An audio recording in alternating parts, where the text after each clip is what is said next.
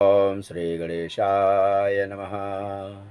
मंगलम भगवान विष्णु मंगलम गरुड़ध्वजः मंगलम पुंडरीकाक्ष मंगलाय तनो हरे।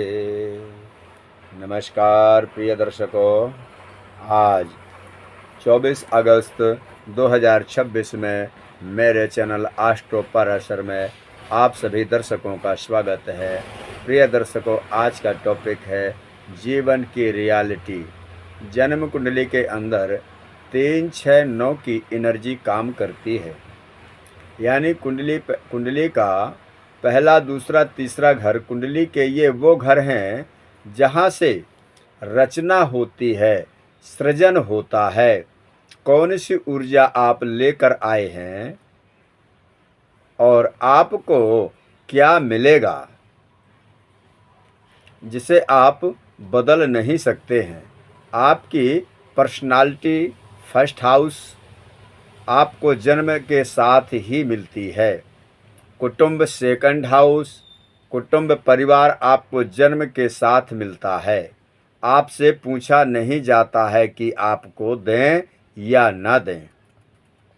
Third house आपकी शक्ति जो आपको जन्म के साथ ही मिली है। 3 की एनर्जी क्रिएशन की एनर्जी है।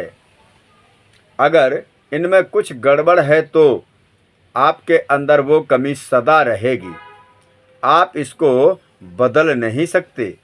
और यहाँ कुछ अच्छा है तो वो आपके साथ सदा रहेगा, वो आपसे कभी छीना नहीं जाएगा। 4, 5, 6 ये 6 की एनर्जी का स्थान है। चौथा घर माता भूमि, मकान, सुख, ये आपको यहाँ मिलेंगे जन्म के बाद। 5वां घर आपकी शिक्षा, संतान, आकस्मिक लाभ, ये भी आपको यहाँ ही प्राप्त होता है। 6वां घर ऋण, शत्रु, दुर्घटना, लिटिगेशन, यानी 4, 5, 6 की वो ऊर्जा है जो जन्म लेने के बाद मृत्यु तक जिन चीज़ों की आवश्यकता है उसकी पूर्ति, और पूर्ति के अंदर कहाँ बाधा है, कहाँ आप बाधा दूर कर सकते हैं, और ये आप 4, 5, 6 से समझ सकते हैं। 7, 8, 9 हमारे कार्मिक डेथ, ईश्वर की हमारे ऊपर कितनी कृपा है और मृत्यु का कारण क्या है और गति क्या होगी, ये 7, 8, 9 से पता लगता है। 7th हाउस पत्नी का घर है। आपका लाइफ पार्टनर के साथ या आपका लाइफ पार्टनर कैसा मिलेगा, उसके साथ आपके कर्म का क्या संबंध है, ये पहले से ही डिसाइड है। 8वां मृत्यु रिसर्च, परावैज्ञानिक, आपकी विधाओं का, यानी आपके संचित पाप कर्म या पुण्य कर्म या आपकी तप साधना भक्ति, ये सब अष्टम घर बताता है। ईश्वर के द्वारा दी हुई वो सौगात है अष्टम हाउस जो जन्म जन्मांतर से इकट्ठा करके लाए हो। और 9वां घर ईश्वर आपको क्या देना चाहते हैं, आपके पिछले एग्जाम का रिजल्ट क्या है, ये 9वां हाउस बताता है। इसमें आपके पिता का बहुत बड़ा रोल है। 10, 11, 12 ये 3 घर वो घर हैं जहाँ से हमें फ्री विल हमें किसी भी स्थिति में मिली हुई है।